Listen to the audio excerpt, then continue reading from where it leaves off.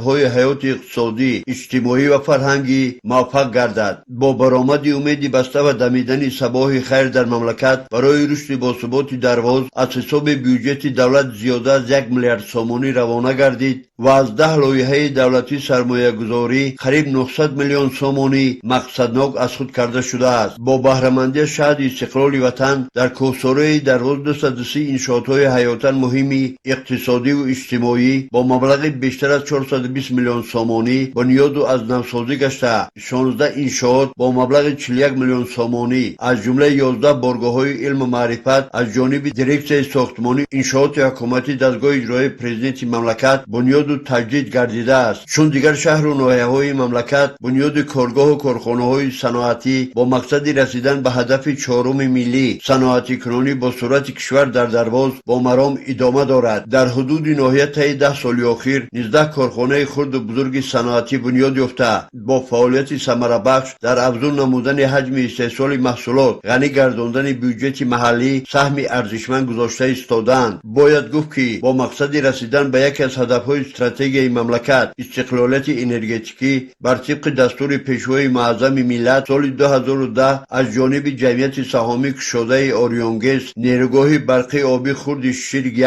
و بعدا شیرگ 2 با توانایی 1200 کیلووات ساعت ساخته مورد استفاده قرار داده شدند. اولین کارخانه‌های استحصال کارکرد طلای پاشخورده، جمعیت دارای مسئولیتش محدود تکانگولد و جمعیت دارای مسئولیتش محدود شمشا در موضع سر آب دهات صغیردشت و قسمت رونو سال 2010 با اقدام صاحبکاران وطنی بنیاد یافته با جلب بیشتر از 278 نفر کارگران به فعالیت شروع نمودند. سال 2013 کارخانه‌های کران مرمر و کران گوهرنگار در دهه دشتک جماعت دهات قلعه خم با استفاده موسمی از تخته‌سنگ‌های کان مرمر ناحیه ونج و فعالیت استحصالی شروع نمودند. بر طبق دستور سپارش‌های رهبریت عالی مملکت سال 2015 کارخانه نخستین دوزندگی مهر مادر در دهه عمرک دهات قلعه خم و سال 2016 کارخانه اختر مهر در دهات صغیردشت درواز ساخته به استفاده داده شدند.